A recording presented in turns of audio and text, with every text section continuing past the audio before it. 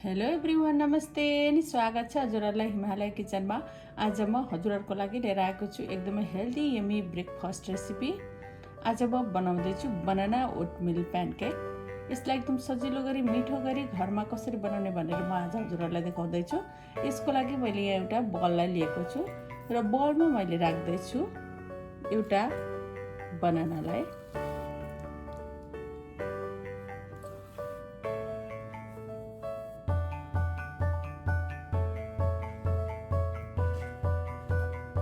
र अब यो बनानालाई चाहिँ एकदमै राम्ररी यसरी पहिला म्यास गर्नुपर्छ।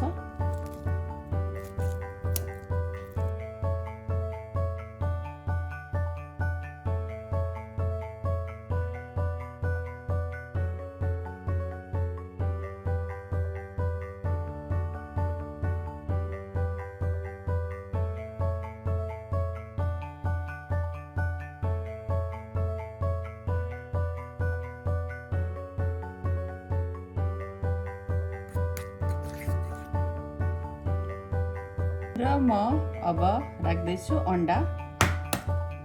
मैले एउटा अन्डा लिएको छु। अब यो अन्डालाई पनि राम्रोसँग यहाँ मिक्स गरिदिउँ।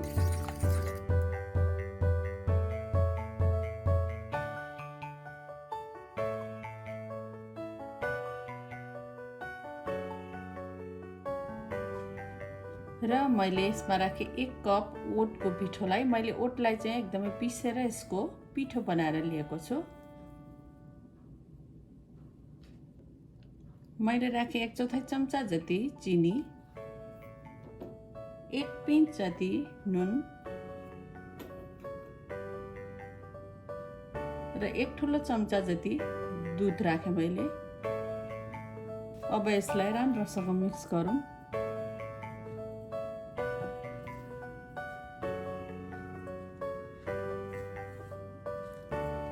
यो बनाना र अन्डा चाहिँ अलिकति धेरै राख्न मन भए हजुरहरूले अलिकति धेरै राख्न पनि सक्नुहुन्छ।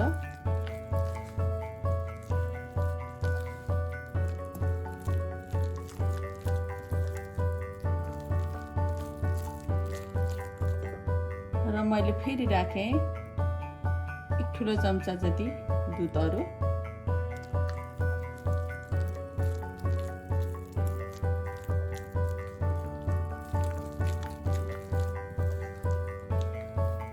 दुधलाई एकैचोटि नराखेर यसरी बिस्तारै बिस्तारै राख्दै अनि चलाउँदै जानुपर्छ।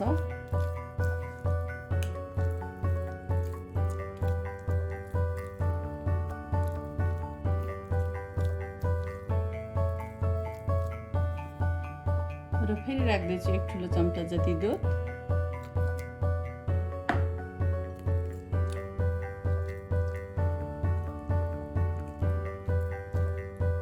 हजुरहरूले दुध नराखिकन अन्डा र बनाना मात्रै राखेर पनि बनाउन सक्नुहुन्छ।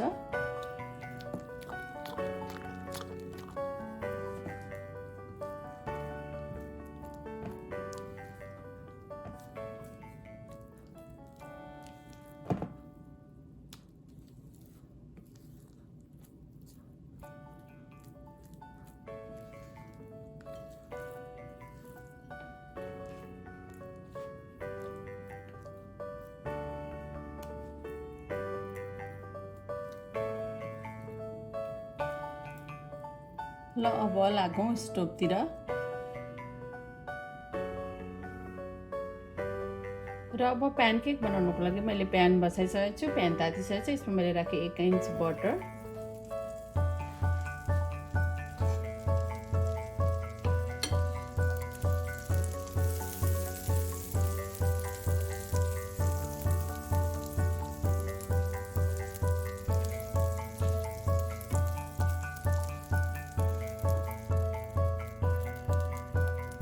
र मैले अघि बनाएको मिक्सरलाई के गरे अलिकति बाक्लो भए जस्तो लाग्यो यो मिक्सर भने हजुरहरूले अलिकति दुध या अन्डाहरू राख्न सक्नुहुन्छ।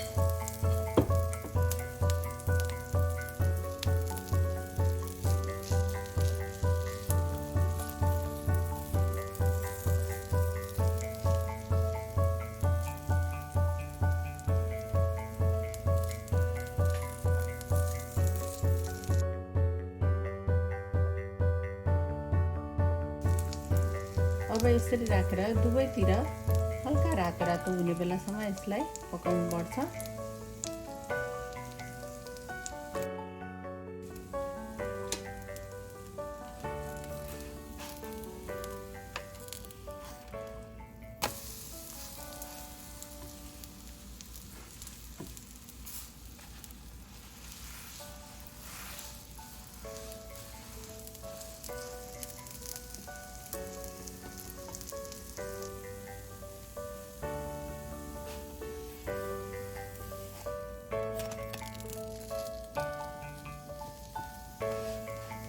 ल अब प्यानकेक चाहिँ दुवैतिरबाट राम्ररी पाकिसकेको छ।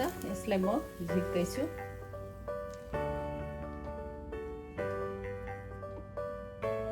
यसै गरी म सबै प्यानकेक बनाउँछु।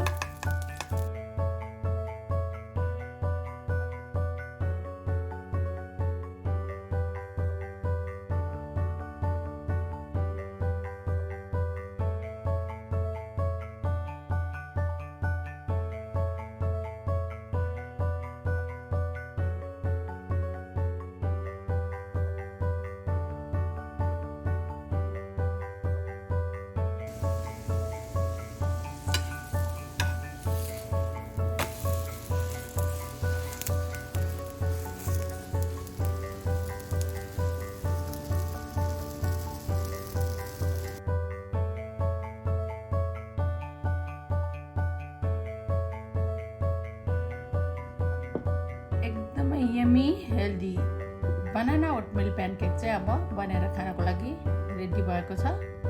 एकदमै मिठो, एकदमै राम्ररी छिट्टै बनेर यो तयार भएको छ। हजुरहरू पनि यसरी बनाना ओटमिल प्यानकेक बनाएर खानको लागि अवश्य पनि ट्राई गर्नुहोला। हस् त यो मिठो बनाना ओटमिल प्यानकेकको रेसिपी हजुरहरूलाई राम्रो लाग्यो भने हाम्रो भिडियोलाई लाइक, कमेन्ट, सेयर गरिदिनु होला। यस्तै रेसिपीहरूको लागि हाम्रो च्यानललाई सब्सक्राइब पनि गरिदिनु होला।